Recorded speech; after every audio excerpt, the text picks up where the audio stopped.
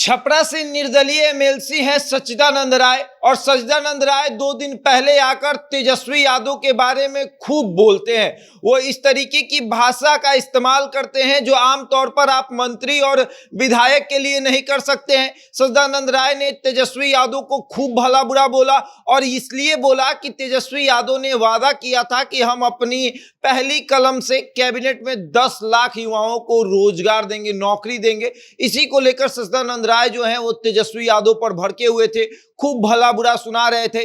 और जब उन्हें पता चला कि उन्होंने तेजस्वी यादव के बारे में अपशब्द बोल दिया है, क्योंकि जोश जोश में उन्होंने तो पहली दफा बोल दिया, लेकिन जब दूसरे दिन उन्होंने वीडियो अपना देखा, खुद का वीडियो देखकर उन्हें ये एहसास हुआ कि मैंने उप मुख्यमंत्री के बारे में भला बुरा बोला है। ऐसे जिन शब्दों का इस्तेमाल सच्चिदानंद राय ने किया था उन शब्दों का इस्तेमाल तो हम नहीं कर सकते हैं, लेकिन आपको समझा सकते हैं कि किस तरीके से सच्चिदानंद राय ने तेजस्वी यादव के बारे में भला बुरा बोला है, वही हम आपको समझाएंगे। लेकिन उसके पहले नमस्कार, मेरा नाम शशांक पांडे, आप जनता जंक्शन पर मुझे देख रहे हैं, कैमरे के पीछे विशाल खड़े हैं। और अब आते हैं कि आखिर सच्चिदानंद राय ने ऐसा क्या कह दिया कि अब उन्हें माफी मांगनी पड़ रही है। अब उन्हें यह कहना पड़ रहा है कि मीडिया सवाल कर रही थी, हमें उस्का रही थी और उसी में हम जोश जोश में ये बातें बोल गए। अगले दिन हमने जब वीडियो देखा तो हमें एहसास हुआ कि हमने गलत शब्दों का इस्तेमाल किया है।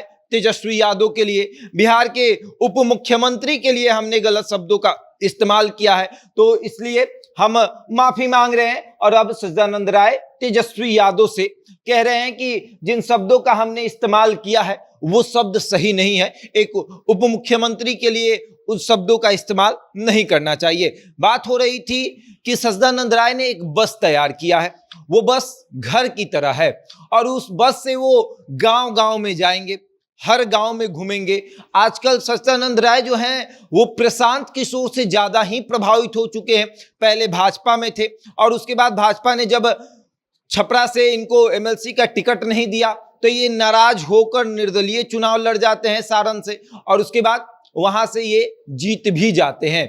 और अब जीतने के बाद सच्चिदानंद राय जो हैं प्रशांत किशोर के साथ घूम रहे हैं, उनसे ज्यादा ही प्रभावित हो गए हैं और उनके टीम के साथ घूम रहे हैं। और अब उन्होंने एक बस तैयार किया है, वो बस बिल्कुल घर की तरह है और उनका मानना है कि वो बस से गांव-गांव में जाएंगे, लोगों को बताएंगे कि आपको कितना रोजगार मिला है, कितना रोजगार मिल सकता था। तेजस्वी यादव ने जो वादा किया उस पर वो चाहे तो खड़े उतर सकते थे, लेकिन उनके बस की कोई बात नहीं, वो उनकी इतनी हिम्मत नहीं कि वो नौकरी दे सके। वो उन्होंने कहा था कि जब हमारी सरकार आएगी पहले कलम कैबिनेट में बैठेंगे, पहले कैबिनेट की मीटिंग में पहले कलम से 10 लाख युवाओं को रोजगार देंगे, लोग लाइन में लग के रोजगार लेंगे। और अब सच्चिदानंद राय जो है वो तेजस्वी यादव के बारे में ऐसे ऐसे शब्दों का इस्तेमाल करने लगे। उन्होंने कहा कि उसको पता भी है, 9वीं फेल को पता भी है कि क्या करना है, कैसे रोजगार दिया जाता है। बोल दिया कि पहली कलम से 9 लाख 10 लाख लोगों को रोजगार दे देंगे। ऐसा कहीं होता है क्या? कभी नहीं होता है। और उसके बाद उन्होंने अपशब्दों का इस्तेमाल किया और फिर 2 दिन बाद जब सच्चिदानंद राय को ये पता चला, ये एहसास हुआ कि मैंने तेजस्वी यादव के बारे में कुछ ज्यादा ही बोल दिया है, कुछ भावनाओं में बह के ऐसे ऐसे शब्दों का इस्तेमाल कर दिया है जिससे तेजस्वी यादव आहत हो सकते हैं। और अगर आहत हो गए तो फिर मुझे दिक्कत हो जाएगी, और अगर दिक्कत हो जाएगी तो फिर राजनीति में रहना मुश्किल हो जाएगा। तो ऐसे में सच्चिदानंद राय ने तुरंत कमबैक किया, तेजस्वी यादव से उन्होंने माफी मांग लिया। उन्होंने बता दिया कि हमने जिन शब्दों का इस्तेमाल किया है वो बिल्कुल एक मंत्री और विधायक के लिए नहीं करना चाहिए। मैं भी एक